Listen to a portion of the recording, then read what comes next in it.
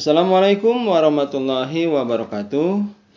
Sahabat-sahabatku di mana saja berada, selamat berjumpa lagi dengan saya Effendi di Effendi Advocaten Channel.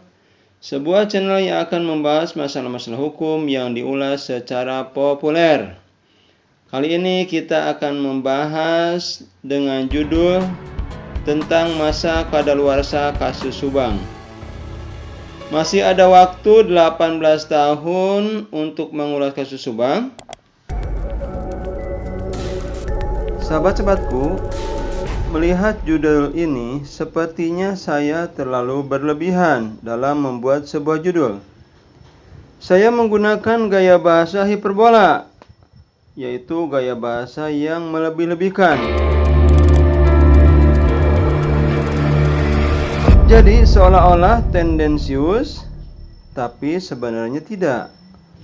Membuat judul seperti di atas semata-mata agar sahabat-sahabatku sekalian jelas bahwa suatu perkara pidana itu ada masa kadaluarsanya.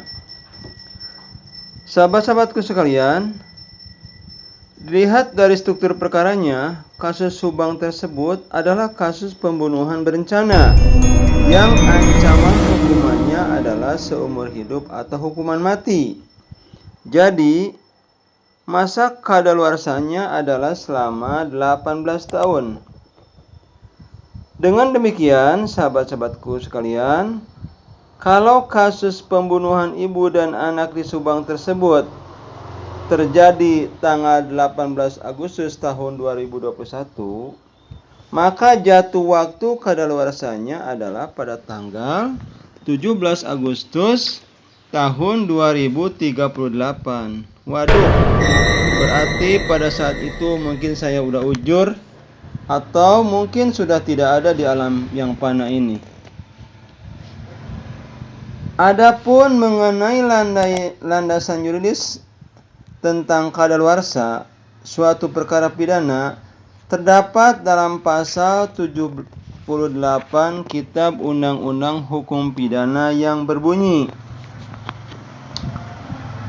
Ayat 1, kewenangan menuntut pidana hapus karena daluarsa. Yang pertama, mengenai semua pelanggaran dan kejahatan yang dilakukan dengan percetakan sesudah 1 tahun. Yang kedua, mengenai kejahatan yang diancam dengan pidana denda, pidana kurungan, atau pidana penjara paling lama 3 tahun sesudah 6 tahun. Mengenai kejahatan yang ketiga, mengenai kejahatan yang diancam dengan pidana penjara lebih dari 3 tahun sesudah 12 tahun. Dan yang keempat, mengenai kejahatan yang diancam dengan pidana mati atau pidana penjara seumur hidup sesudah 18 tahun. Jadi jelas dari pasal 78 KUHP di atas bahwa sepertinya kasus Subang ini adalah kasus berencana, kasus pembunuhan berencana, sehingga kadaluarsanya itu adalah 18 tahun. Sahabat-sahabatku sekalian, saya menerangkan tentang masa kadaluarsa kasus Subang ini bukan berarti pesimis terhadap penanganan kasus perkaranya selama ini. Sama sekali tidak. Melainkan justru untuk menyemangati masyarakat umum, khususnya masyarakat Subang dan para penegak hukum, termasuk di dalamnya polisi dan pengacara, untuk segera menuntaskan perkara Subang ini. Jangan sampai nanti ada dalam catatan sejarah masyarakat Subang yang nanti akan dibaca oleh anak cucu kita bahwa di Subang dulu pernah terjadi pembunuhan keji, tapi siapa pelakunya tidak bisa diungkap. Jadi hanya seperti sebuah misteri saja.